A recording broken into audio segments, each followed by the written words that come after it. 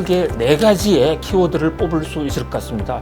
첫 번째로 포용이라는 키워드, 인클시브, 여러 사람을 보듬는다. 그러면서도 어려운 경제 환경에 돌파하기 위해서 처음에는 없던 이 규제 혁파에 대해서 상당한 방점을 뒀다는 측면.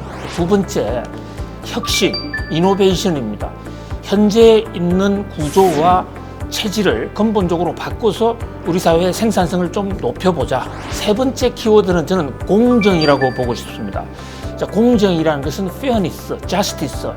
자, 정부 문재인 대통령이 취임할 때 기회는 평등하게, 과정은 공정하게, 그리고 결과는 정의롭게, 이걸 취임사에서도 강조하지 않았습니까? 이 공정을 통해서 이 세상을 확실하게 한번 변화시켜봤다. 공정한 사회. 또 하나는 평화입니다.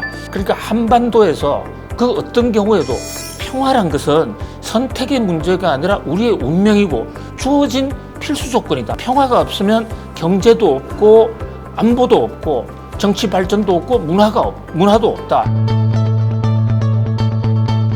저는 이코노미스트의 한 사람으로서 말씀을 올리고 싶은데요. 대통령께서 이 10년사의 상당 부분을 경제 부분에 할애를 하셨어요.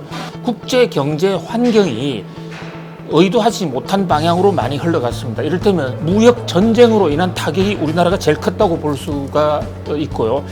그 밖에도 세계 경제가 전반적으로 이 하강 서클로 들어가는 그런 속에서 우리 국내적으로도 사회 전환에 따른 또 소득 주도 성장을 시행하면서 근무 시간을 줄이고 임금은 올리고 이런 과정에서 오는 어떤 시행착오, 그런 어떤 세상을 가는 방향에서 오는 시장의 어떤 적응하는 데에서 들리는 시간, 그러면서도 따뜻한 성장, 더불어 잘 사는 사회로 만들어가는, 이를테면 주 52시간 근로 시간 줄이는 대목에 대해서도 그 기본 방향은 그대로 가면서 그로 인한 시행착오가 있을 수가 있는데, 특히 중소기업 같은데 애로사항이 좀 있었거든요. 그 대목에 대해서 깊이 있게 관찰을 해서 중소기업을 지원하겠다고 한 대목, 대통령께서 이 문제를 상당히 적시를 하시고 새해에는 무엇보다도 경제 성장을 하는 데에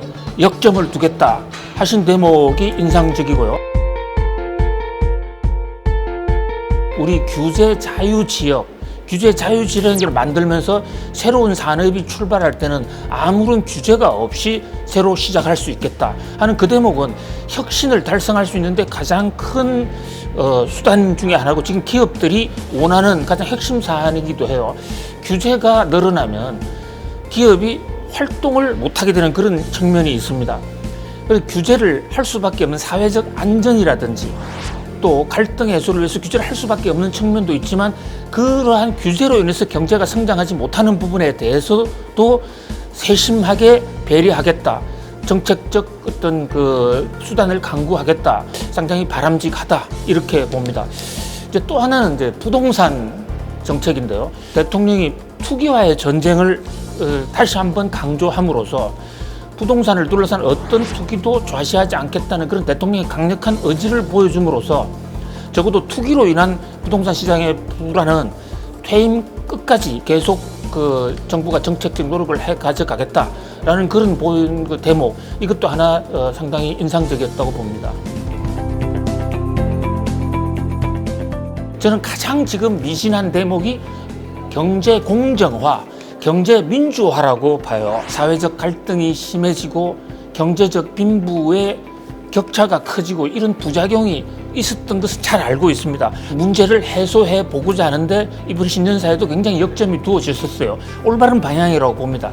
시장의 부작용은 때려잡되 시장의 메커니즘, 그것은 응용을 해서 활용을 해서 주도적으로 문재인 대통령의 포용정책, 혁신정책, 평화정책에 시장을 좀 녹여서면 좋겠다.